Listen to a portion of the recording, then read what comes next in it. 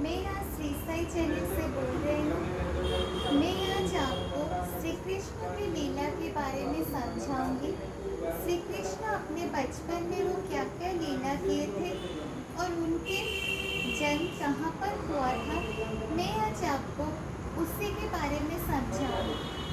श्री कृष्ण का जन्म मथुरा में हुआ था और उनके असली माता पिता और उनके असली माता थे देवकी और उनके असली पिता थे वसुदेव। श्री कृष्ण एक दिन क्या हुआ, सपने में आकर उनके माँ को दर्शन दिए और बोले कि मैं भगवान विष्णु हूँ और मैं तुम्हारे गर्भ से जन्म लूंगा। श्री कृष्ण के रूप में इस धरती पर मैं आऊंगा बुराई का नाश करने के लिए और कंस राजा का संहार करने के लिए। फिर वो कंस राजा उनके सातवें संतान को मार दिए थे। फिर क्या हुआ, श्री कृष्ण का जन्म यशोदा देवकी के कोख से हुआ। वो अपने माता पिता के आठवें संतान थे। वसुदेव जी, एक दिन क्या हुआ, जब उनके जन्म हुआ तभी बहुत बारिश हो रहा था।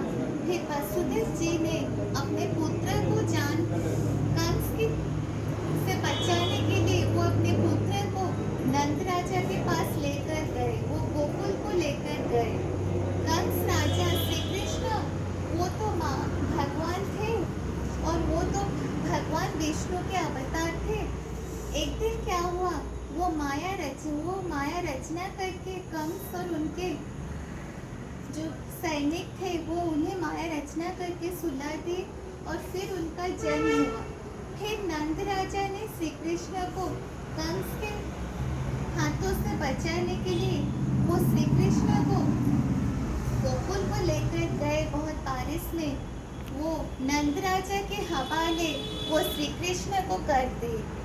नंद राजा को वो बोले कि आज से तुम्हारे पुत्र है और तुम हमेशा इसको पालोगे और तुम इसे बड़ा करोगे, क्योंकि कंस राजा बहुत अत्याचारी राजा है। वो श्री कृष्ण को कभी भी वो कुछ भी कर सकता है। उसको बचाने के लिए मैं आज तुम्हारे पास इसे लाया हूँ और ये मैं तुम्हारे हवाले आज कर रहा हूँ। तो उनकी माँ, उनकी पालने वाली माँ थी यशोदा और वो श्री कृष्ण को बहुत लालन पालन करके वो बड़ा किया था। और माँ यशोदा की एक पुत्री थी। माँ यशोदा की असली में पुत्री हुई थी और वो पुत्री को नंद राजा ने लेकर उनके पास गए और कंस राजा उस पुत्री को जब देखा तभी वो उसे मारने के लिए गया। फिर पुत्री तभी माँ दुर्गा के रूप में आई और कंस को चेतावनी दी कि कंस, अगर तुम मेरे इस जो माता पिता जो है, अगर तुम इसको कुछ भी करोगे तो मैं तुम्हारा हमेशा के लिए नाश कर दूंगा। और श्री कृष्ण मेरा भैया है, अगर तुम उन्हें कुछ भी करोगे तो मैं तुम्हारे हमेशा के लिए संहार कर दूंगा। फिर क्या हुआ, कंस राजा को ये बात जब पता चला तो तभी वो बहुत डर गया। श्री कृष्ण गोकुल में वो बहुत लीला किए थे। श्री कृष्ण वो अपने माता पिता के वो आठवें संतान थे। एक दिन क्या हुआ, श्री कंस राजा राक्षसी पूतना को भेजे गोकुल को श्री कृष्ण को मारने के लिए। श्री कृष्ण को वो जब मारने के लिए गए, श्री कृष्ण तो भगवान थे, वो तो भगवान विष्णु के अवतार थे। उन्हें सब कुछ पता चलता था कि उन्हें कौन मारने के लिए आया है। और उनके एक भाई थे बलराम, जो कि उनके बड़े भाई थे और वो रोहिणी के बेटे थे। वो माता रोहिणी के बेटे थे। दोनों भाई में बहुत अच्छा रिश्ता था, बहुत स्नेहपूर्ण रिश्ता था और बहुत मिठास का रिश्ता था। तभी एक दिन क्या हुआ, जब कंस राजा ने राक्षसी पूतना को भेजा श्री कृष्ण को मारने के लिए, तभी राक्षसी पूतना वो एक छल से एक रूप धारण करके वो श्री कृष्ण को अपने गोद में उठाकर दूध पान किया। लेकिन श्री कृष्ण तो भगवान थे।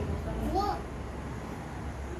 अचानक जान गए कि राक्षसी पूतना वहाँ पर गई है श्री कृष्ण को मारने के लिए। फिर वो माया रचना करके उसे आसमान में लेकर गई। फिर श्री पूतना को राक्षसी पूतना को बहुत कष्ट हुई, वो भी जमीन में आकर गिरी। तभी वो जान गई कि श्री कृष्ण साधारण बालक नहीं है, वो भगवान का रूप है। जब वो धरती पर आकर गिरी तभी उसे बहुत कष्ट हो रहा था और श्री कृष्ण के हाथों उसका संहार हुआ। जब उनके पालने वाले माता पिता देखे नंदराजा और यशोदा श्री कृष्ण उस राक्षसी के पास से, उनके पिताजी देखकर ये बात बहुत हैरान हो गए और वो दौड़कर चले गए अपने पुत्र को लाने के लिए। और उनकी माता यशोदा देखकर बहुत चिंतित हुई कि उनके पुत्र क्यों उस राक्षसी के पास गए हैं। वो कभी भी नहीं मानते थे कि उनके पुत्र एक भगवान है। वो हमेशा सोचते थे कि मेरा बेटा एक साधारण बेटा है, वो कोई भगवान नहीं है। लोग उन्हें क्यों भगवान बोलते हैं, उन्हें क्यों पूजा करते हैं, वो हमेशा यही बात सोचती थी। फिर एक दिन क्या हुआ, कंस राजा बकासुर को भेजा श्री कृष्ण को मारने के लिए। बकासुर जब गया वो तभी छल का रूप धारण करके गया श्री कृष्ण को मारने के लिए। और तभी श्री कृष्ण तो भगवान थे, उन्हें सब कुछ अचानक पता चल जाता था। तभी वो जान गए कि बकासुर एक राक्षस है जो कि उन्हें मारने के लिए आया है और उसे कंस राजा ने भेजा है मारने के लिए।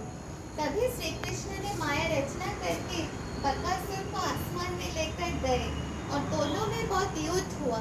फिर बकासुर को जब पता चला कि श्री कृष्ण कोई साधारण बालक नहीं है, वो भगवान का रूप है, तभी वो अपनी गलती समझकर वो बहुत डर गया और वो तभी कंस मामा के पास डर के चला गया और कंस मामा को बोला कि तुम मुझे जिस बालक के पास भेजा था वो कोई साधारण बालक नहीं है, वो बहुत असाधारण बालक है और वो तुम बहुत बड़ी गलती की तुम मुझे उस बालक के पास भेजकर।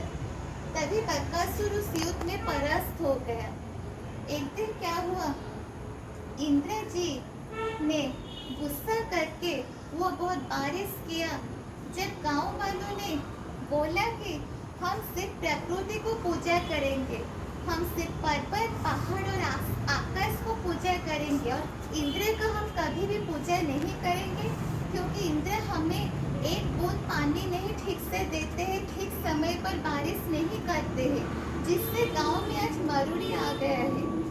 इसी की वजह से इंद्र गुस्सा होकर वो बहुत जोर से बारिश किया कि लोग उनकी पूजा क्यों नहीं करेंगे। फिर एक दिन क्या हुआ,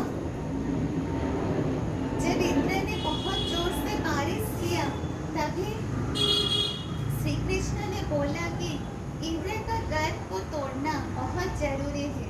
तभी वो एक दिन क्या किया, वो गांव वालों को बोले कि चलो हम आज इस गोकुल में गोवर्धन पर्वत के नीचे जाकर रुकेंगे। फिर क्या हुआ, वो अपने कनिष्ठ अंगूठी में गोवर्धन पर्वत को उठाया और गांव वालों जाकर वो गोवर्धन पर्वत के नीचे रुके, वहां पर वो आश्रय लिए।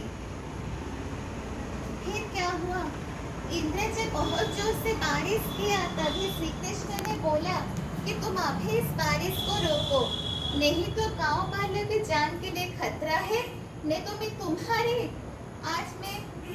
तुम्हें आज अपना असली रूप दिखाऊंगा। तभी इंद्र ने उस वक्त अपनी गलती समझकर वो तभी उस वक्त बारिश को रोका और वो श्री कृष्ण को आकर माफी मांगा कि मैं और कभी भी ऐसा नहीं करूंगा। श्री कृष्ण ने उन्हें समझाया कि तुम इतना बारिश मत करो जिसकी वजह से गांव में पानी हो गया, लोग आज अपने लोगों के जान आज संकट में आ गया है। तभी श्री कृष्ण ने इंद्र का गर्भ को तोड़ा और बोला कि तुम अभी इस वक्त बारिश बंद करो, गांव वालों प्रकृति को पूजा करेंगे और तुम्हारी भी पूजा करेंगे, तुम्हें भी वही सम्मान मिलेगा और तुम्हें भी वही पूजा करेंगे और तुम्हें भी हवन यज्ञ में पूजा किया जाएगा। बाल्य लीला ऐसा था। आज हमारा ये कहानी श्री कृष्ण की कहानी आज यहीं पर समाप्त हुआ। धन्यवाद।